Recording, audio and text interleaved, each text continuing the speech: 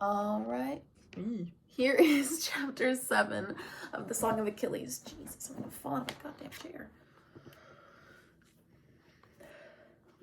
Chapter 7. The next summer we turned 13, him first and then me. Our bodies began to stretch, pulling at our joints till they were aching and weak. In Peleus's shining bronze mirror, I almost did not recognize myself. Lanky and gaunt, stork legs and sharpening chin. Achilles was taller still, seeming to tower above me.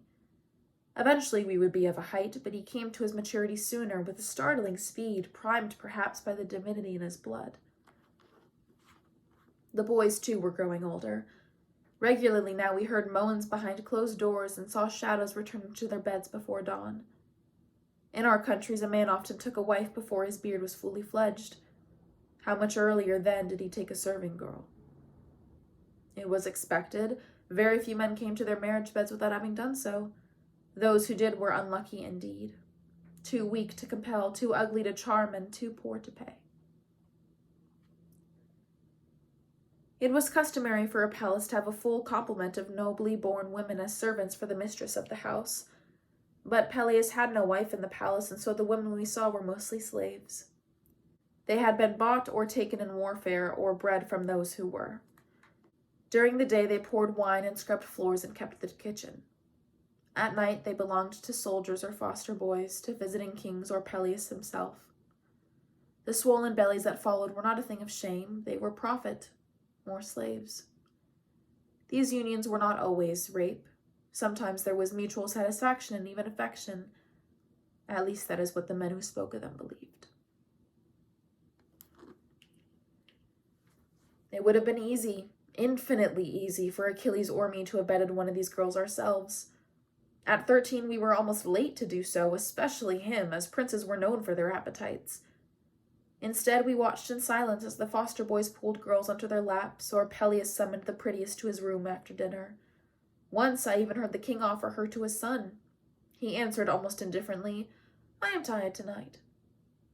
Later, as we walked back to our room, he avoided my eyes. And I was shy and silent with all but Achilles. I could not scarcely speak to other boys, let alone a girl. As a comrade of the prince, I suppose I would not have had to speak. A gesture or a look would have been enough. But such a thing did not occur to me. The feelings that stirred in me at night seemed strangely distant from those serving girls with their lowered eyes in obedience. I watched a boy fumbling at a girl's dress, the dull look on her face as she poured his wine. I did not wish for such a thing. One night we had stayed late in Peleus's chamber. Achilles was on the floor, an arm thrown beneath his head for a pillow. I sat more formally in a chair. It was not just because of Peleus. I did not like the sprawling length of my new limbs. The old king's eyes were half closed. He was telling us a story. Meleager was the finest warrior of his day, but also the proudest. He expected the best of everything, and because the people loved him, he received it. My eyes drifted to Achilles. His fingers were stirring just barely in the air. He often did this when he was composing a new song. The story of Meleager, I guessed, as his father told it. But one day the king of Calydon said, "Why must we give so much to Meleager? There are other worthy men in Calydon." Achilles shifted, and his tunic pulled tight across his chest. That day I overheard a servant girl whispering to her friend, "Do you think the prince looked at me at dinner?" Her voice was one of hope. Meleager heard the words of the king and was enraged. This morning he had leapt onto my bed and pressed his nose against mine. "Good morning," he said. I remembered the heat of him against my skin. He said, "I will not fight for you any longer," and he went back to his house and sought comfort in the arms of his wife. I felt a tug on my foot. It was Achilles grinning at me from the floor. Calydon had fierce enemies, and when they heard that Meleager would no longer fight for Calydon, I pushed my foot towards him a little, provokingly. His fingers wrapped around my ankle. They attacked, and the city of Calydon suffered terrible losses. Achilles yanked, and I slid half out of the chair. I clung to the wooden frame so I would not be pulled onto the floor. So the people have went to Meleager to beg him for his help, and Achilles, are you listening? Yes, father. You are not. You are tormenting our poor scops. I tried to look tormented, but all I felt was the coolness against my ankle where his fingers had been a moment before. It is just as well, perhaps. I'm getting tired. We will finish this story another evening. We stood and wished the old man good night. But as we turned, he said, Achilles, you might look for the light-haired girl from the kitchen. She has been haunting doorways for you, I hear. It was hard to know if it was the firelight that made his face look so changed. Perhaps, father, I am tired tonight. Peleus chuckled as if this were a joke. I'm sure she could wake you up. He waved us off. I had to trot a little to keep up with him as we walked back to our rooms. We washed our faces in silence, but there was an ache in me like a rotten tooth. I could not let it be. That girl. Do you like her? Achilles turned to face me from across the room. Why do you? No, I flushed. That's not what I meant. I had not felt so uncertain with him since the earliest days. I mean, do you want... He ran at me, pushed me backwards onto my cot, leaned over me. I'm sick of talking about her, he said.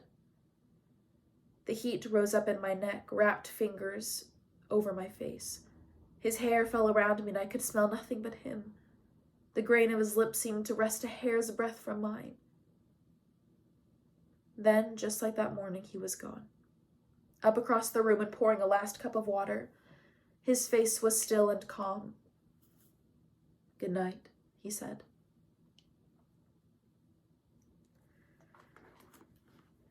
At night, images come. They begin as dreams, trailing caresses in my sleep from which I start, trembling. I lie awake and they come, the flicker of firelight on a neck, the curve of a hip bone drawing downwards.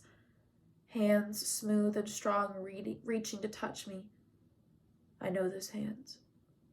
But even here, behind the darkness of my eyelids, I cannot name the thing I hope for.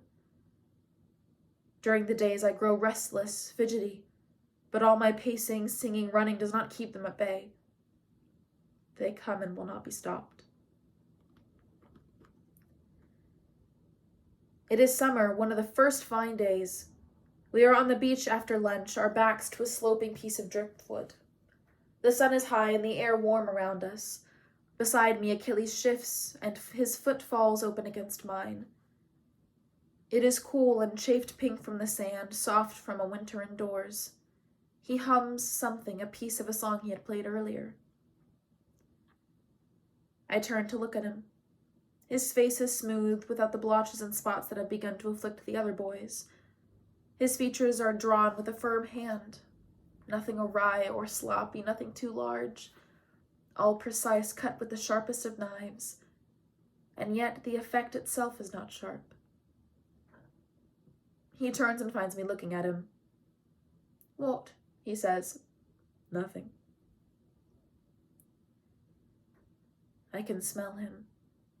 The oils that he uses on his feet, pomegranate and sandalwood. The salt of clean sweat, the hyacinths we had walked through, their scent crushed against our ankles. Beneath it all is his own smell, the one I go to sleep with, the one I wake up to. I cannot describe it. It is sweet, but not just. It is strong, but not too strong. Something like almond, but that still is not right. Sometimes, after we have wrestled, my own skin smells like it. He puts a hand down to lean against. The muscles in his arms curve softly, appearing and disappearing as he moves. His eyes are deep green on mine. My pulse jumps for no reason I can name. He has looked at me 1,000 times, but there is something different in his gaze, an intensity I do not know. My mouth is dry and I can hear the sound in my throat as I swallow. He watches me. It seems that he is waiting. I shift, an infinitesimal movement towards him. It is like the leap from a waterfall. I do not know until then what I am going to do. I lean forward and our lips land clumsily on each other. They are like the fat bodies of bees, soft and round and giddy with pollen. I can taste his mouth, hot and sweet with honey from dessert. My stomach trembles and a warm drop of pleasure spreads beneath my skin. More.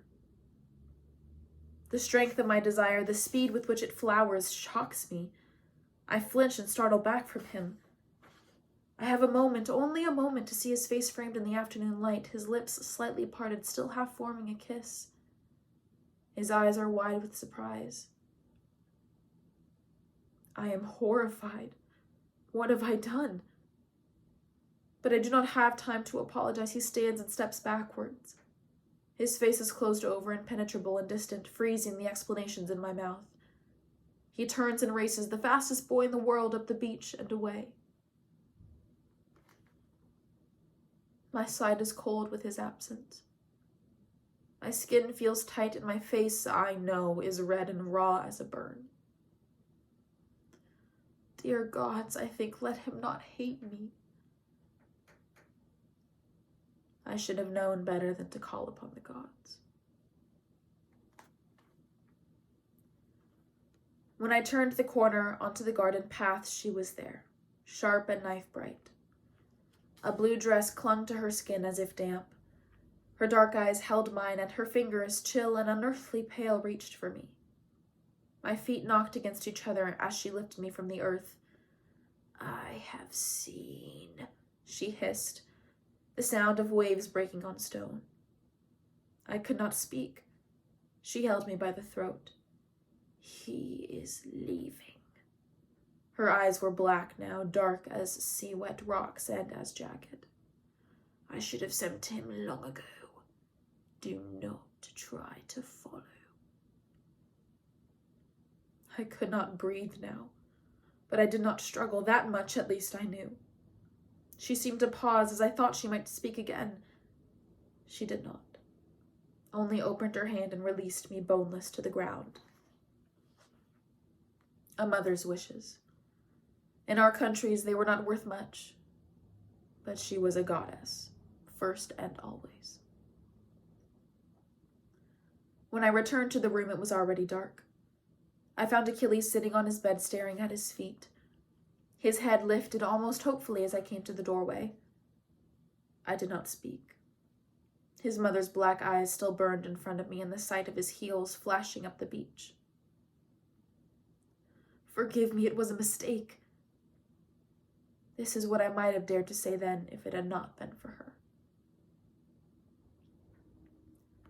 I came into the room, sat on my own bed. He shifted, his eyes flicking to mine. He did not resemble her the way that children normally look like a parent, a tilt of chin, the shape of an eye. It was something in his movements, in his luminous skin. Son of a goddess. What had I thought would happen? Even from where I sat, I could smell the sea on him. I'm supposed to leave tomorrow, he said. It was almost an accusation. Oh, I said. My mouth felt swollen and numb, too thick to form words. I'm going to be told by Chiron. He paused, then added, he told Heracles and Perseus. Not yet, he had said to me. But his mother had chosen differently. He stood and pulled off his tunic. It was hot, full summer, and we were accustomed to sleeping naked. The moon shone on his belly, smooth, muscled, downed, with light brown hairs that darkened as they ran below his waist. I averted my eyes. The next morning at dawn, he rose and dressed. I was awake. I had not slept. I watched him through the fringes of my eyelids, feigning sleep. From time to time, he glanced at me in the dim half-light. His skin glowed gray and smooth as marble. He slung his bag over his shoulder and paused a last time at the door. I remembered him there, outlined in the stone frame, his hair falling loose, still untidy from sleep.